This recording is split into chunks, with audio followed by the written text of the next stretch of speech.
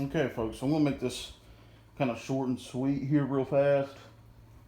You're probably wondering, why do I have part of my track up and removed? Well, kind of I guess you could say, a joyous day as we walk through my house right into the garage. And as you can hear, we have a train running on the track.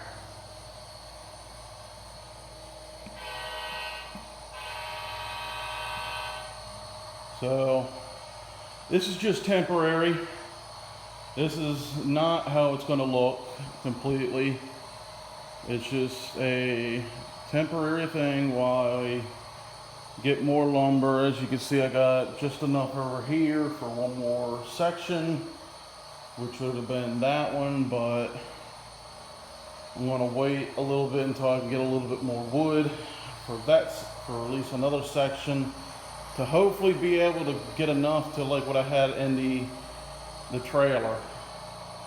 But this is just a temporary thing that I'm setting up in here for, because it is a bit humid down here in the south, as some of you know, like Jim and Tom.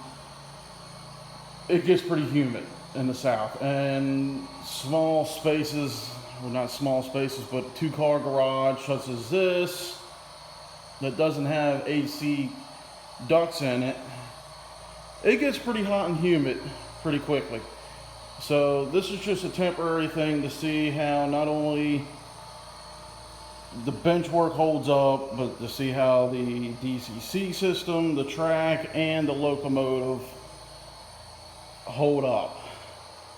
So, but as you can see, I got it pretty well squared off. There are some sections of this currently where the locomotive is kind of suspended above the air, but it's not enough to really worry about. So, but as you can see, the little Athearn Genesis GP40-2 that I got is taking a couple good laps around so far, and I'm very pleased with all this. I did have to, once I finally got these four little sections up together, take the legs off, re-screw them off, move it to the adjusted height and all that, and get it set up. But now that I got it all flat and even, they're pretty good. So what I plan to do is put some supports at least across the smaller sections like this. I'm not going to do it long ways because that's where I need to crawl under, but to at least make sure that they're going to be flat and level, I am going to do that on all these sections eventually. But for now, I got an engine running out here, and we're going to leave them out here for at least a week, over the next week, see how he operates. I'm not going to run him the entire week. I'm going to have him on and off, come out here for maybe an hour or two before I go into work this week, see how it holds up, see how the DCC system is holding up in here, how the track, the bench work is holding up. But yeah, I got a train running in the garage finally. I'm happy. I got some ballast, some Lublin scenic stuff getting ready. What I plan to do though, as far as scenery, is put a sheet of foam board on top of it.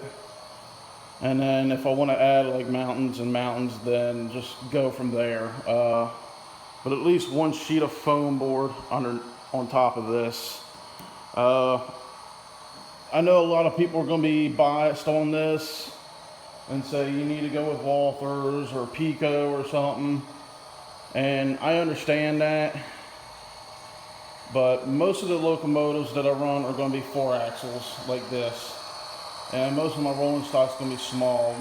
I'm not really gonna be running these big 87, 89 foot cars like such as these. These are going to be mostly run-throughs, so you won't really see these too much on the layout. But I think I'm just going to stick with the Bachmann track and just kind of go from there. I've already invested too much in the Bachmann track, and it's more comfortable for me. So it is what it is, and I know a lot of people are going to be saying you need to go with Atlas, or even Atlas or Pico or Walther's track or Micro Engineering. I understand, but a lot of that track is pretty expensive, and this is kind of a cost efficient for me right now while I'm still a young buck in this hobby and life in general. 28, and I just moved into this brand new home, so you got to be careful in spending, especially with this economy right now.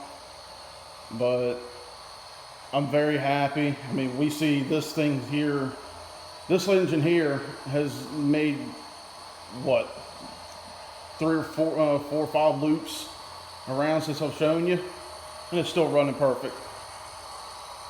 But I'm going to leave him out here and just let him have fun every day. Like I said, at least come out here for 2 hours, let him start up, just run like this, and see how it goes. And until then, folks, thank you for watching. If you have any questions, hit me up. I would be glad to try to answer to my best abilities.